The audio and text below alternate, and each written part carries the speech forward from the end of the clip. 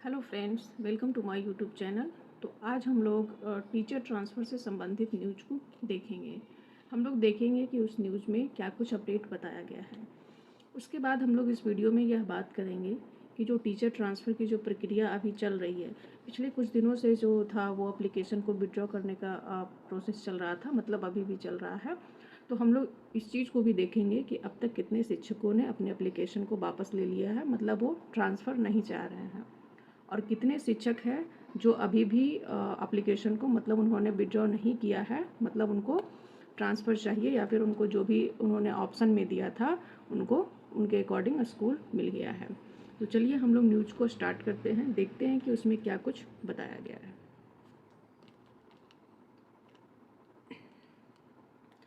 यहाँ पे देखिए न्यूज़ में दिया गया है कि स्थानांतरित शिक्षकों के स्कूल अलॉटमेंट का कार्य 15 तक होगा पूरा।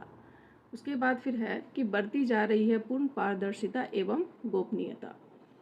ये न्यूज़ जो है वो आपका पटना से है। और फिर देखते हैं आगे इसमें क्या है।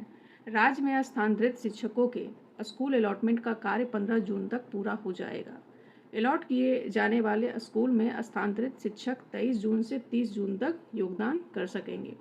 इसके लिए वर्तमान पदस्थापना वाले स्कूल से वे स्वतः विरमित समझे जाएंगे। यहाँ पे कहा जा रहा है कि ट्रांसफ़र में का जो प्रक्रिया है उसमें स्कूल अलॉटमेंट आपका 15 जून तक कंप्लीट कर दिया जाएगा। उसके बाद शिक्षक को 23 जून से लेकर के 30 जून तक आपको योगदान करना है नए स्कूल में जो भी आपको अलॉट किया गया है। उसके बाद आगे है कि स्थानांतरित शिक्षकों का नव पदस्थापन वाले स्कूल में योगदान अनिवार्य होगा। अपने इस लक्ष्य पर शिक्षा विभाग कायम है।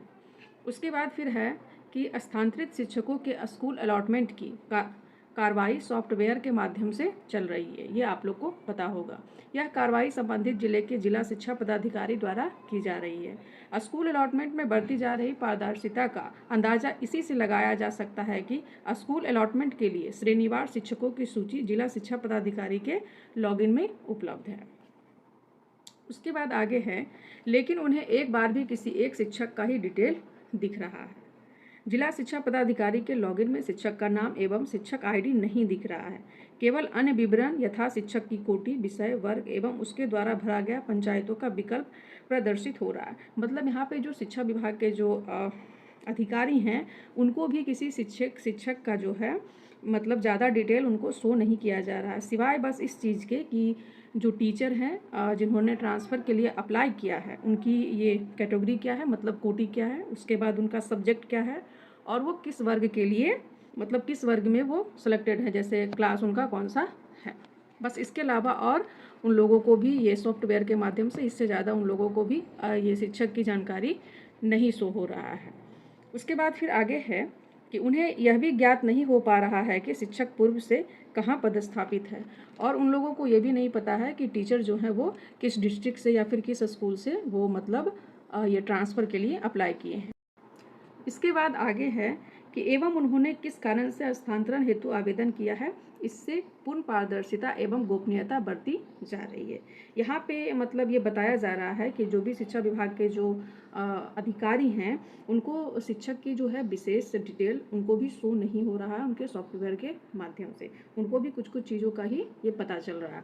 मतलब यहाँ पे जो है शिक्षक की जो डिटेल्स की जो गोपनीयता और पारदर्शिता है इसको ध्यान में रखते हुए वर्क किया जा रहा है। उसके बाद आगे है कि ऐसा इसलिए किया गया है ताकि जिला शिक्षा पदाधिकारी अनावश्यक दबाव से मुक्त रहे, मतलब उनके ऊपर भी किसी प्रकार का कोई प्रेशर ना रहे। आगे है कि जिला शिक्षा पदाधिकारी के लॉगिन में प्रदर्शित शिक्षक के सामने अंकित प्रोसीड बटन पर क्लिक करने पर उस शिक्षक द्वारा भरे गए पंचायतों के सभी विकल्प खुलते हैं, जिससे उपलब्ध रिक्ति के आधार पर स्कूल आवंटन की कार्रवाई की जा रही है। मतलब उनका जो ऑप्शन बस दिखता है, जो शिक्षक ने जिन जिन ये पंचायतों का ऑप्शन उन्होंने दिया है वो उनको शो होता है और रिक्ति के आधार पर जो है उनको स्कूल आवंटित किया जा रहा है। शिक्षक द्वारा भरे गए 10 विकल्पों में से किसी रिक्त उपलब्ध नहीं होने की स्थिति में जिला शिक्षा पदाधिकारी द्वारा विकल्प में दिए गए पंचायत के निकटतम किसी पंचायत का स्कूल आवंटित करने के प्रावधान है। मतलब जो यहाँ पे 10 विकल्प मांगा गया था कि शिक्षक से, अगर उस 10 विकल्प में कहीं पे भी अगर स्थान खाली नहीं है तो ऐसा नियम है कि जिस पंचायत में उन्होंने वो चुना है उसके निकटतम मतलब अगल बगल के पंचायत में उनको स्कूल आवंटित करने का प्रावधान है। उसके बाद है कि प्रथम शिक्षक के आवेदन की प्रक्रिया पूर्ण किए जाने के बाद ही जिला शिक्षा पदाधिकारी के लॉगिन में दूसरे शिक्षक का आवेदन प्रदर्शित हो रहा है। इसमें एक ये भी सिस्टम है कि जैसे जो पदाधिकारी हैं शिक्षा विभाग के, वो अगर ट्रांसफ़र के किसी एक शिक्षक का आवेदन को अगर वो ओपन करते हैं तो जब तक उसको वो कंप्लीट नहीं कर लेते हैं तब तक उनके सामने दूसरे शिक्षक के आवेदन को नहीं दिखाया जाएगा। ऐसा जो है फैसिलिटी आपके सॉफ्टवेयर में किया गया है। उसके बाद आगे न्यूज़ में है कि ऐसी व्यवस्था है कि जिला शिक्षा पदाधिकारी किसी भी शिक्षक के आवेदन को स्किप नहीं कर पाएंगे। मतलब किसी के भी आवेदन को बिना कंप्लीट किए हुए उसको स्किप नहीं कर सकते हैं और एक साथ एक से अधिक आवेदन को भी वो ओपन नहीं कर सकते हैं। उसके बाद है जिला शिक्षा पदाधिकारी द्वारा स्कूल आवंटन के उपरांत संपूर्ण सूची प्राथमिक शिक्षा निदेशक के लॉगिन में प्रदर्शित होगा। उसे प्राथमिक शिक्षा निदेशक द्वारा अप्रूव किया जाएगा। उसके बाद स्थानांतरण पदस्थापना आदेश जिला शिक्षा पदाधिकारी एवं संबंधित शिक्षक के लॉगिन में ई शिक्षा कोष पर प्रदर्शित हो जाएगा। यहाँ पे फिर क्या है कि जब वो ट्रांसफ़र का जो आवेदन को जब कंप्लीट कर लिया जाएगा तो उसके बाद प्राथमिक शिक्षा निदेशक के द्वारा उसको अप्रूव किया जाएगा। उसके बाद जिन शिक्षकों ने ट्रांसफ़र के लिए अप्लाई किया है उनके ई शिक्षा कोष पोर्टल पर जो उनका जो शिक्षक का जो लॉगिन आईडी पासवर्ड है लॉगिन आईडी है वहाँ पे उनके स्कूल के नाम को प्रदर्शित कर दिया जाएगा। मतलब वहाँ पे उन लोगों को दिख जाएगा यहाँ प्राथमिक शिक्षा निदेशक के द्वारा अप्रूव करने के बाद। तो न्यूज़ में इतना ही था ट्रांसफ़र को लेकर के, और इसके अलावा अगर कोई और भी अपडेट आता है तो मैं आप लोगों को अपडेट करूँगी, और अगर कोई डाउट हो तो आप लोग कमेंट करके पूछ सकते हैं।